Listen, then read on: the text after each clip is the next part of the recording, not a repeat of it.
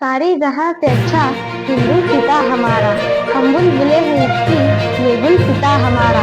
Hi hello, ನಾನು ನಿಮ್ಮ ಮನೆಯ ಮುದ್ದು ಮಗಳು ವಿರಾ ಪಟೇಲ್ ಮಾಡೋ ಪ್ರೀತಿಪೂರ್ವಕ ನಮಸ್ಕಾರಗಳು. ಇಡೀ ಜಗತ್ತಿಗೆ ಮೊಟ್ಟ ಮೊದಲ ಬಾರಿಗೆ ಸಂಗೀತದ ಪಾಠ ಹೇಳಿಕೊಟ್ಟ ದೇಶವೆಂದರೆ ಅದು ನನ್ನ ದೇಶ ಭಾರತ. ಇಡೀ ಜಗತ್ತಿಗೆ ಮೊಟ್ಟ ಮೊದಲ ಬಾರಿಗೆ ಸಹೋದರತ್ವದ ಪಾಠ ಹೇಳಿಕೊಟ್ಟ ದೇಶವೆಂದರೆ ಅದು ನನ್ನ ದೇಶ ಭಾರತ.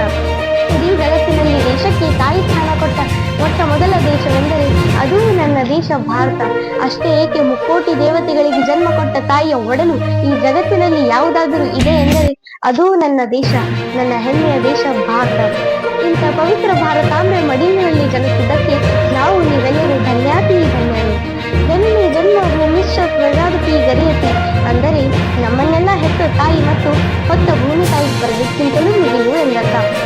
ಆತ್ಮೀಯ ಬಂಧುಗಳೇ, ಹತ್ತಾರು ಧರ್ಮಗಳು, ನೂರಾರು ಜಾತಿಗಳು, ಸಾವಿರಾರು ಭಾಷಿಕರು ವಾಸಿಸುವ ದೇಶ, ಅನೇಕತೆಯಲ್ಲಿ ಏಕತೆಯನ್ನು ಸಾರುವ ದೇಶವೆಂದರೆ ಅದು ನಮ್ಮ ಹೆಮ್ಮೆಯ ಭಾರತ ದೇಶ. ಇಂತಹ ದೇಶದಲ್ಲಿ ಹುಟ್ಟಿರೋದು ನಮ್ಮ ನಿಮ್ಮೆಲ್ಲರ ಪುಣ್ಯವೇ ಸರಿ. ಇಲ್ಲಿ ಹಲವು ಧರ್ಮಗಳುಂಟು. ಪ್ರತಿ ಧರ್ಮಗಳಿಗೊಂದು ಪವಿತ್ರ ಗ್ರಂಥಗಳೂ ಉಂಟು. ಪ್ರತಿ ಗ್ರಂಥಗಳು ಹುಟ್ಟು, ಸಾವು, ಮೋಕ್ಷ, ಆಚಾರ, ವಿಚಾರ, ಸಂಸ್ಕಾರ, ಸಂಸ್ಕೃತಿಯ ಬಗ್ಗೆ ವಿವರಿಸುವುದರ ಜೊತೆಗೆ ಧರ್ಮಗಳನ್ನು ರಚಿಸುತ್ತವೆ. ಆದರೆ ಯಾವಾಗ ಧರ್ಮ ಮತ್ತು ಧರ್ಮ ಗ್ರಂಥಗಳು ಅನ್ಯಾಯ ಮತ್ತು ಶೋಷಣೆಗೆ ಒಳಗಾಗಿ ರಕ್ಷಣೆ ಇಲ್ಲದೆ ಹೋದಾಗ ಇವುಗಳನ್ನು ರಕ್ಷಿಸುವ ಏಕೈಕ ಗ್ರಂಥವೆಂದರೆ ಅದುವೇ ನಮ್ಮ ದೇಶದ ಹೆಮ್ಮೆಯ ಸಂವಿಧಾನ. ಸಂವಿಧಾನ ಎಂದರೆ ಒಂದು ದೇಶ ಅನುಸರಿಸುತ್ತಿರುವ ಮೂಲಭೂತ ಕಾನೂನು ಎಂದರ್ಥ. ಇಲ್ಲಿ ಸಮಾಜದ ಕಟ್ಟಕಡೆಯ ವ್ಯಕ್ತಿಯಿಂದ ಹಿಡಿದು ರಾಷ್ಟ್ರಪತಿಗಳವರೆಗೂ ಈ ಕಾನೂನನ್ನು ಗೌರವಿಸಲೇಬೇಕು, ಅದಕ್ಕೆ ತಲೆ ಬಾಗಲೇಬೇಕು. ಯಾಕೆಂದರೆ ಇದು ದೇಶದ ಸರ್ವೋಚ್ಚ ಕಾನೂನು ಆಗಿದೆ. ನಮ್ಮ ದೇಶದ ಮೂಲ ಸಂವಿಧಾನದಲ್ಲಿ 27 ಭಾಗಗಳಿದ್ದು 395 ವಿಧಿಗಳನ್ನು ಒಳಗೊಂಡು ಒಟ್ಟು 8 ಅನುಸೂಚಿಗಳಿದ್ದು ಜಗತ್ತಿನಲ್ಲಿ ಅತ್ಯಂತ ದೊಡ್ಡ ಲಿಖಿತ ಸಂವಿಧಾನವೆಂಬ ಕೀರ್ತಿಗೆ ಪಾತ್ರವಾಗಿದೆ. ಈ ಸಂವಿಧಾನದ ಕರಡು ರಚನೆ ಆಗಲು 2 ವರ್ಷ 11 ತಿಂಗಳು 18 ದಿವಸಗಳನ್ನು ತೆಗೆದುಕೊಂಡು 4 ನವೆಂಬರ್ 1948ರಂದು ಸಂವಿಧಾನ ಸಭೆಯಲ್ಲಿ ಪರಿಚಯಿಸಲಾಯಿತು. ಅನೇಕ ಚರ್ಚೆಗಳು ಮತ್ತು ಮಾರ್ಪಾಡುಗಳ ನಂತರ 26 ನವೆಂಬರ್ 1949ರಂದು ಸಂವಿಧಾನ ಸಭೆಯು ಅಂಗೀಕರಿಸಿತು. ಇದನ್ನೇ ಭಾರತದ ದತ್ತ ದಿನಾಂಕ ಎಂದು ಕರೆಯಲಾಗುತ್ತದೆ.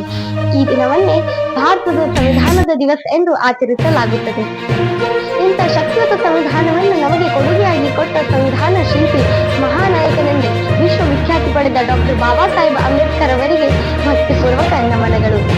ಇವತ್ತು ಶಿಕ್ಷಣ ಇಲಾಖೆಯು ಶಾಲಾ ಹಂತದಲ್ಲಿ ಸಂವಿಧಾನದ ಪೂರ್ವ ಪೀಠಿಕೆಯನ್ನು ಕಡ್ಡಾಯವಾಗಿ ವಿದ್ಯಾರ್ಥಿಗಳಿಗೆ ಓದಿಸಲೇಬೇಕೆಂದು ಆದೇಶ ಮಾಡಿದೆ. ಯಾಕೆಂದರೆ ಇಡೀ ಸಂವಿಧಾನದ ಸಾರವೇ ಈ ಪೂರ್ವ ಪೀಠಿಕೆಯಲ್ಲಿದೆ. ವಿದ್ಯಾರ್ಥಿಗಳಿಂದ ಜನಸಾಮಾನ್ಯರಿಗೆ ಸಂವಿಧಾನದ ಅರಿವು ಮೂಡಿಸುವ ಮಹಾನ್ ಉದ್ದೇಶದಿಂದ ಈ ಕಾರ್ಯಕ್ರಮವನ್ನು ಜಾರಿಗೊಳಿಸಲಾಗಿದೆ.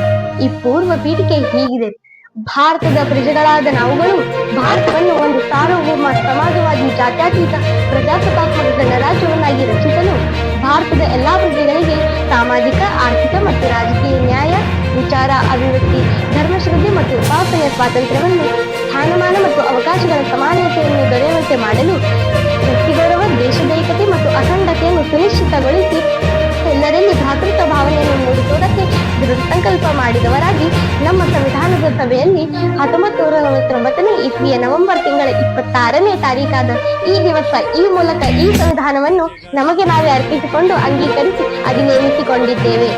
ಈ ಪೂರ್ವ ಪೀಠಿಕೆಯನ್ನು ಸಂವಿಧಾನದ ಹೃದಯ ಎಂದು ಡಾಕ್ಟರ್ BR ಅಂಬೇಡ್ಕರ್ ಅವರು ವರ್ಣಿಸಿದ್ದಾರೆ. ಆತ್ಮೀಯ ಬಂಧುಗಳೇ, ಇವತ್ತು ನವೆಂಬರ್ 26 ತಮಗೆಲ್ಲ ಸಂವಿಧಾನದ ದಿವಸ ದಿನಾಚರಣೆಯ ಹಾರ್ದಿಕ ಶುಭಾಶಯಗಳು. ಸಂವಿಧಾನವನ್ನು ಗೌರವಿಸುವುದು ಮತ್ತು ರಕ್ಷಿಸುವುದು ನಮ್ಮೆಲ್ಲರ ಆದ್ಯ ಕರ್ತವ್ಯವಾಗಿದೆ. ನೆಮ್ಮದಿಯ ಭಾರತಕ್ಕೊಂದು